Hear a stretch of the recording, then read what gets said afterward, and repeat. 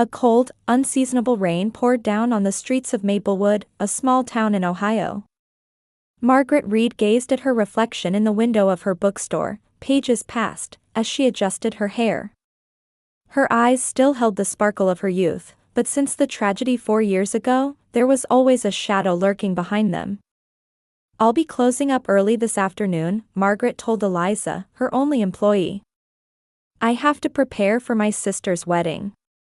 Eliza smiled as she dusted off an old book. "As her big sister, you must be so proud." Margaret returned only a vague smile.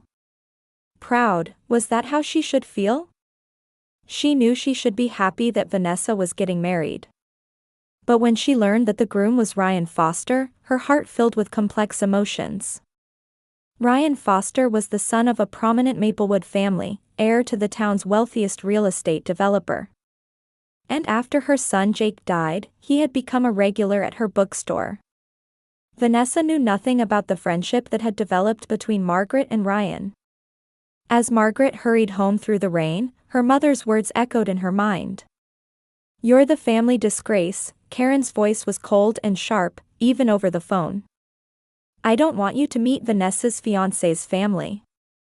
A single mother, and with your son." Her mother's voice trailed off, filled with unspeakable contempt. Margaret took a deep breath as she reached the porch of her home. Before opening the front door, she looked at the photo of Jake on her smartphone screen. His innocent smile gave her strength to get through this day. "I'm home," she called as she entered the living room. Her parents were already dressed formally, sitting on the sofa. Her mother Karen wore what looked like an expensive pearl necklace, while her father Thomas appeared tense in his black tuxedo. "Finally, you're back," Karen said, checking her watch. "We leave in an hour." Vanessa has already started getting ready at the venue. Thomas's demeanor reflected the steadfastness he had developed over years of running a construction company. "Margaret, please don't cause any problems today." "Problems? What do you mean?" Margaret asked quietly. "I'm just attending my sister's wedding." "About your situation?" Karen answered, carefully choosing her words. "The Fosters are the most respected family in town. Ryan's father is the president of the golf club, and his mother heads a charity organization. What are we supposed to say if they ask about you?" Margaret gave a bitter smile. "Why not tell the truth? That I run a bookstore and lost my son in a car accident 4 years ago." Silence fell over the room. Thomas lowered his eyes to his newspaper, and Karen pursed her lips. Neither of them wanted to talk about the death of their grandson. It had become a forbidden topic in the family. Margaret went upstairs and began to change in her room. As she put on her dress, she looked out the window. The rain had stopped, and the sun was beginning to show. Ironically, the weather, at least, promised to be perfect for a wedding. Standing in front of the mirror after finishing her makeup, Margaret picked up a small box from her nightstand. Inside was a picture book that Jake had loved most. A gift for Ryan. She hesitated whether she should give it to him on her sister's wedding day, but she knew that Ryan had a special attachment to this book. Jake and Ryan's nephew had been classmates, and they had loved the same story. The doorbell rang, and Margaret started. Before leaving her room, she gave a small nod to herself in the mirror. Today was her sister's special day. She would set aside her pain and family conflicts and celebrate Vanessa's happiness, she promised herself. "Margaret, hurry up," her father's voice echoed from downstairs. "We're leaving." Taking a deep breath, Margaret started down the stairs. The clock showed noon, and the Reed family car was driving towards the outskirts of Maplewood. A heavy silence filled the car, and Margaret, gazing at the passing scenery through the window, felt that her presence was unwanted by her family. "We'll reach the venue in an hour," Karen said from the passenger seat. Her hairstyle was perfectly arranged, her expensive dress impeccably beautiful without a single wrinkle. Until then, let's avoid conversation as much as possible. Especially when the foster family is around. Margaret held back a sigh. I understand, Mother. I'll pretend to be invisible. Thomas in the driver's seat cleared his throat irritably. There's no need for sarcasm. Let's work together as a family today. As a family, those words stabbed Margaret's heart. Since Jake died, she had never truly felt like a member of the family. Even at the funeral 4 years ago, her parents had merely attended as a formality, never sharing in her grief. To them, Jake's death was simply an unfortunate incident that damaged their social standing. We're low on gas, Karen pointed at the dashboard. Let's stop at the next gas station. Shortly after, they arrived at a large gas station along the highway. While Thomas was filling up, Karen took out her smartphone and began checking messages. I heard from Vanessa, she said excitedly. The foster family relatives are already gathering at the venue. Even the state governor is there. Margaret looked out the window. The wind was picking up, slightly ruffling the skirt of her dress. Mom, I'm going to use the restroom. Karen looked up, hesitated briefly, then nodded. Be quick. We're leaving soon. Margaret got out of the car and headed to the restroom inside the gas station. She fixed her makeup and took deep breaths to calm herself. Her reflection in the mirror looked tense and tired. It's okay, just a few more hours, she reassured herself. After leaving the restroom, she stopped by the small convenience store section and bought a bottle of mineral water. After quenching her thirst, she returned to where the car had been parked. But the car wasn't there. At first, Margaret thought she had gone to the wrong spot. She looked around the parking lot, but the Reed's black sedan was nowhere to be seen. They must have moved to another spot, she whispered to herself. But scanning the entire gas station, she couldn't find her parents anywhere. Margaret took out her cell phone and called her father's number. After several rings, it went to voicemail. She tried her mother's number next, with the same result. Is this some kind of joke? She looked around. The wind was getting stronger, rustling her dress and disheveling her carefully arranged hair. Just then, her smartphone vibrated. The screen displayed a message from Vanessa. I'm the only star today. Margaret couldn't believe her eyes. Then a message from her mother arrived. Now we're all family. She clutched her phone in disbelief. They had really left her behind. Deliberately. Margaret tried calling again with trembling hands, but no one answered. Various emotions washed over her: anger, sadness, a sense of betrayal. But the strongest was the painful realization of how worthless she was to the Reed family. The venue was about 50 miles away. Thinking she could make it in time by calling a taxi, she searched for her wallet, only to realize her handbag was gone. Yes, she had left it on the back seat of the car. She had no cash, no credit cards, not even her driver's license. This can't be happening. Margaret sat down on a chair at the gas station, utterly at a loss. A cold wind blew around her. Time passed. 1 o'clock, 2 o'clock. The ceremony was scheduled to begin at 3. Margaret explained her situation to the gas station attendant and tried to negotiate borrowing a phone, but was told that store policy prohibited lending personal phones. As despair began to envelop her, a thought suddenly occurred to her. Ryan. She remembered his number. After Jake died, he had visited her bookstore almost weekly, talking with her.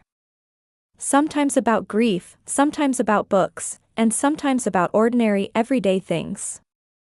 Margaret felt embarrassed and hesitant, but she had no other choice. She used borrowed bills from the attendant to make a call from a payphone and dialed Ryan's number. Hello? Ryan's voice sounded calm, yet slightly tense. Ryan, it's Margaret, she felt her voice trembling. I'm really sorry, but I'm in trouble. Margaret? What's wrong?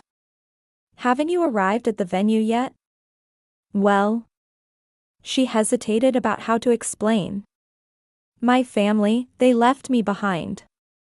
I'm at the Shell gas station along Highway 12.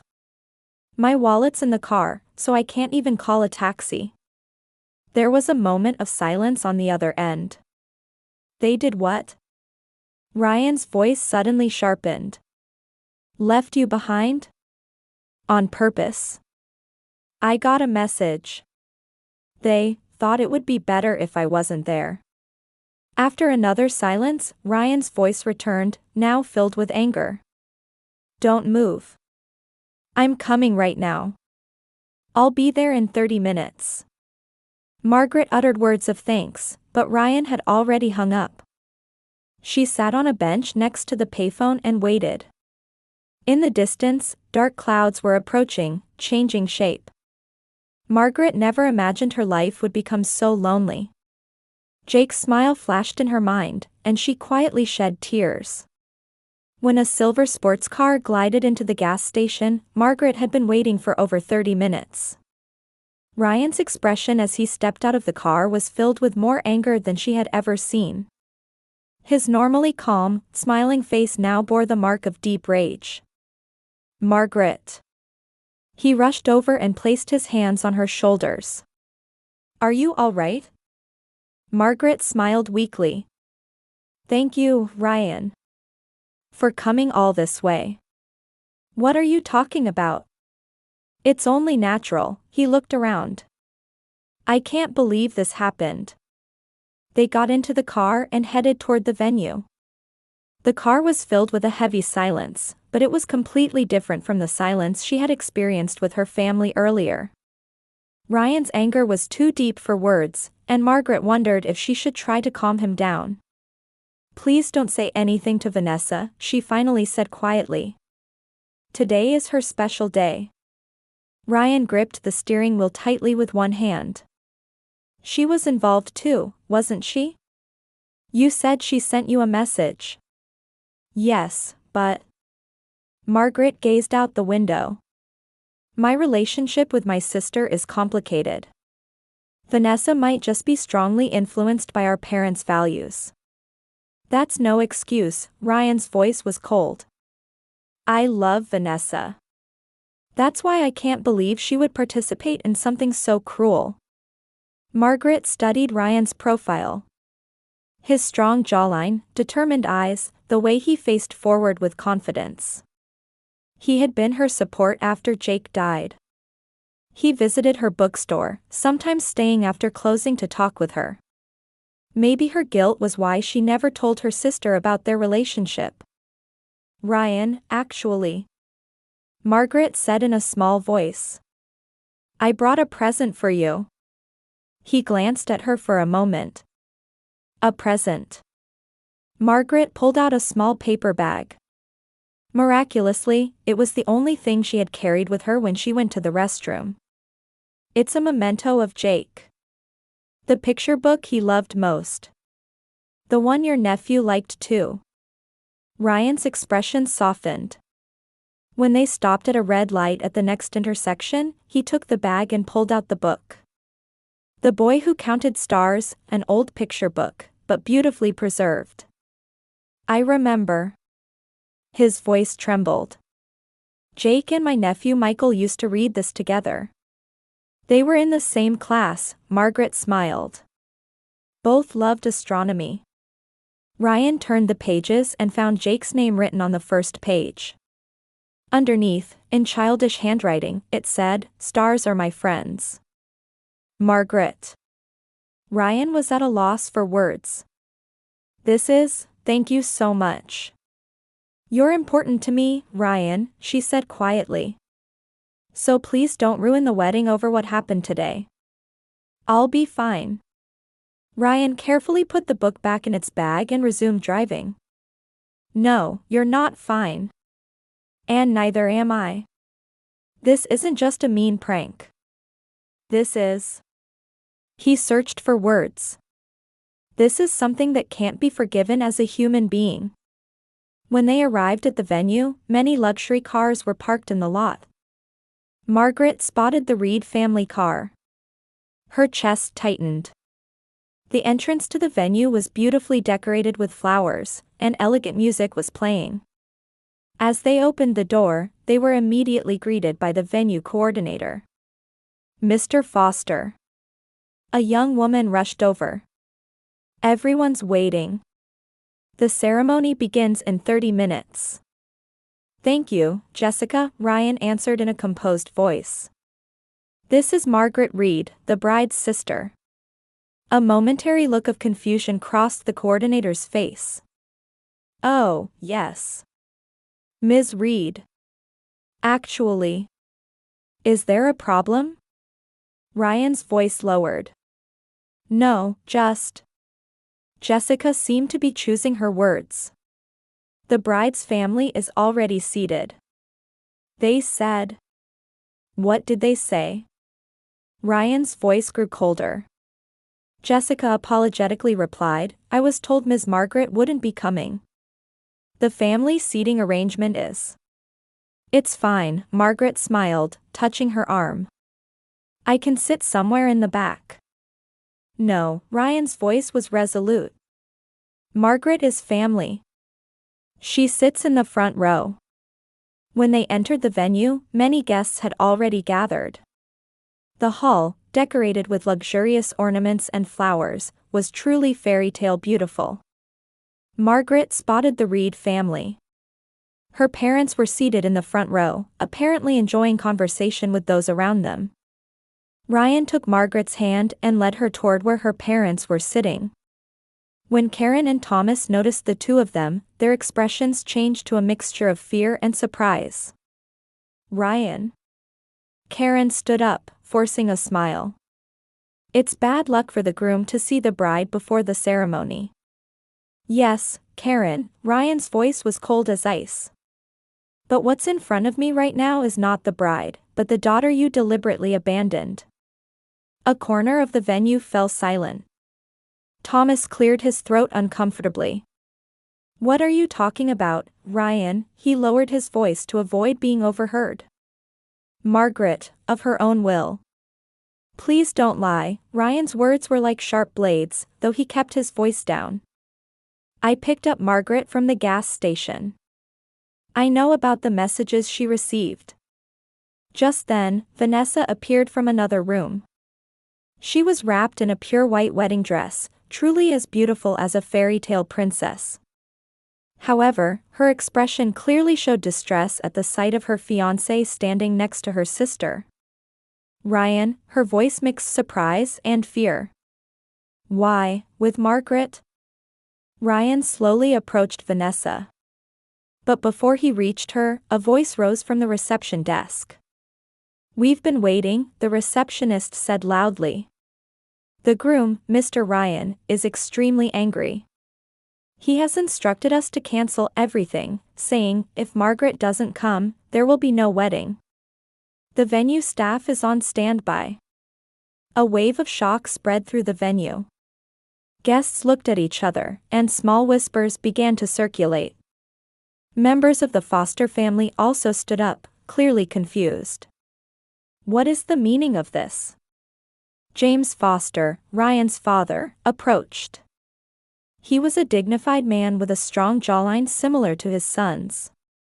Margaret stood frozen in embarrassment and confusion.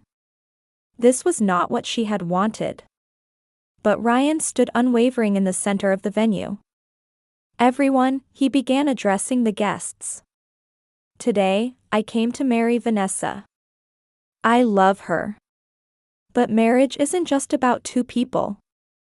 It also means connecting with family. He looked toward Margaret. For 4 years, Margaret has been my support. Her son Jake was in the same class as my nephew and was his best friend. After she lost him, her bookstore became my second home. The venue was completely silent. Vanessa's face had turned pale, and Karen looked like she might collapse into her chair. And today, her family deliberately left her at a gas station.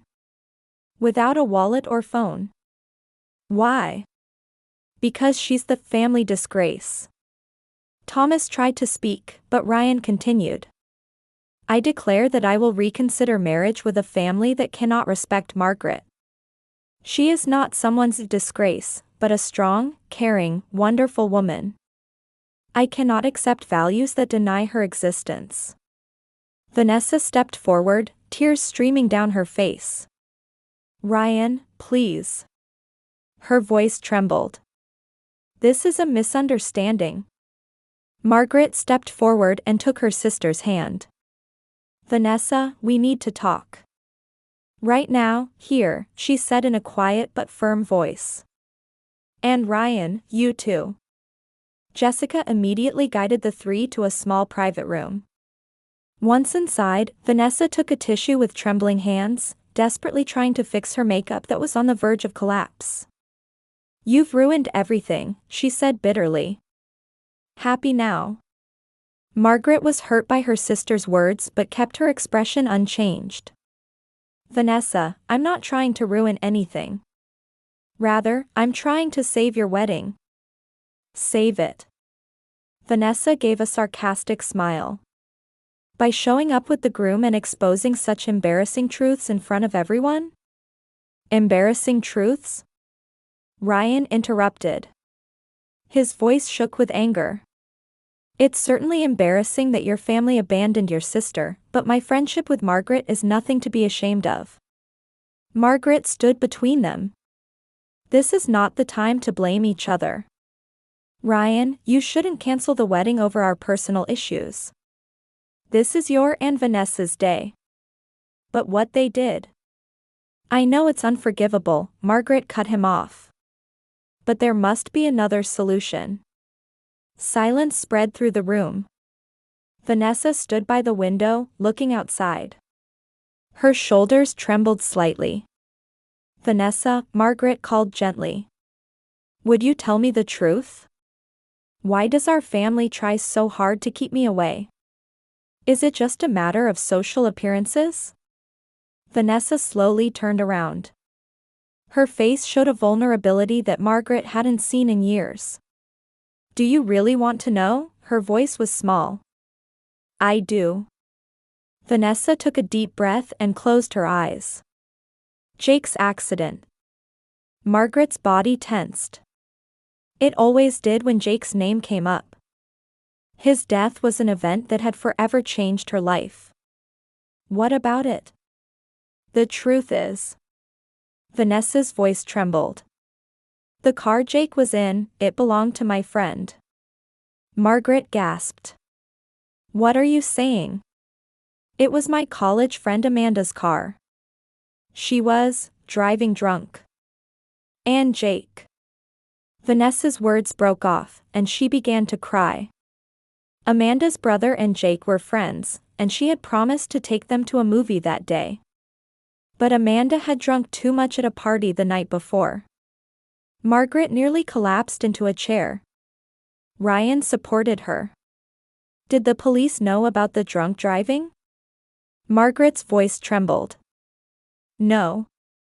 Amanda's father is an influential lawyer in this town, and he handled the evidence. It was treated as just an unfortunate accident. And you knew, Margaret's voice was cold. You knew for 4 years. Vanessa nodded. She was now sobbing. Mother knew too. I confessed to her. But she said, stay quiet for the family's reputation. Amanda's father is Mother's favorite society friend. Ryan's face reddened with anger. This is criminal. Evidence tampering and obstruction of justice. I know. Vanessa cried out. I suffer with it every day. Every time I see Margaret living without knowing the truth about losing her son. The room fell silent again. Margaret walked to the window and gazed at her reflection in the glass. Various emotions swirled in her heart: anger, sadness, the pain of betrayal. But strongest of all was a strange sense of release, that suddenly everything made sense. So that's why you all kept me at a distance, she said slowly. Out of guilt. At first, yes, Vanessa quietly admitted. But as time passed, your presence reminded us of our sin. Especially for Mother. Margaret slowly turned around. Her eyes were clear. Vanessa, I can't say I forgive you. At least not today. This is not a day for forgiveness. It's a day to learn the truth. She turned to Ryan. You should continue with the wedding. What are you saying? Ryan looked incredulous. After learning these facts, still. Ryan, Margaret placed her hand on his arm. You love Vanessa. And she loves you. Her sin is grave. But that doesn't determine your future together. But I'm not finished, Margaret said quietly but forcefully. I have conditions. She turned to Vanessa. Vanessa, after the wedding, you will meet with Amanda and her father and persuade them to tell the truth. And you will tell me all the details. I have the right to know what kind of end Jake met. Vanessa nodded, trembling. I promise. And Ryan, Margaret turned back to him. I want you to make sure Vanessa keeps her promise. Consider it a token of your friendship to me. Ryan was silent for a while but eventually nodded. All right. I will. Margaret looked out the window. The day was beginning to wane, and beautiful sunset light was streaming into the venue's garden. Now you two will return to the venue and continue the wedding. I will quietly exit. No, Vanessa suddenly said. I won't let that happen. You, stay. She stumbled over her words. As family. Margaret stared at her sister for a moment. Her eyes held determination and a faint light of hope. Then there's one thing I want you to promise, Margaret said quietly. Anything, Vanessa answered immediately. Promise to accept the truth and take responsibility. For Jake's sake, and for our family. Vanessa looked straight into her sister's eyes and nodded deeply. I promise. No more lies. And I'll take responsibility. Margaret smiled for the first time in its true sense. Then, sister, let's prepare to walk you down the aisle. Ryan watched the two sisters, slowly nodding. Complex emotions showed in his eyes, but there was also a shade of respect. Margaret, he said quietly. You truly are an amazing person. It's too early to thank me, she laughed softly. The journey of truth is just beginning. The three prepared to leave the room. As she placed her hand on the door, Margaret paused for a moment and spoke inwardly to her son's memory. Watch me, Jake. Mom has become strong. For you. 1 year later, spring sunlight streamed into the pages past a bookstore in Maplewood. More people than usual had gathered inside, with warm laughter and conversation filling the air. On the central table sat a small sign reading, Jake Reed Memorial Scholarship, and a cake decorated with blue ribbons. Thank you all for coming, Margaret smiled at the gathered crowd. Today is a special day. It's both the introduction of my nephew, Elliot Foster, and the first awarding ceremony of the Jake Reed Memorial Scholarship. Next to her stood Vanessa and Ryan, holding a small baby. Vanessa's face had softened since a year ago, and her eyes held a new kindness. This past year, many things have changed, Vanessa said quietly. I've learned to face my mistakes and take responsibility. We were able to establish a fund for traffic accident victims and start a scholarship in Jake's name because of my sister Margaret's courage and strength. In the corner of the room, Thomas Reed stood quietly. He looked older than a year ago, but his posture showed a new humility. After the family secret was revealed, he had separated from Karen and began visiting Margaret's bookstore multiple times to apologize. Today, too, he was quietly waiting to take pictures of his grandson. Karen was absent. She still refused to acknowledge her mistakes and continued to use the phrase, family disgrace, in society, but no one listened to her words anymore. And today, we have a special announcement. Ryan stepped forward and said, "We will be opening a new children's library next to Margaret's bookstore. It will be called Jake's Stars." Warm applause erupted from the venue.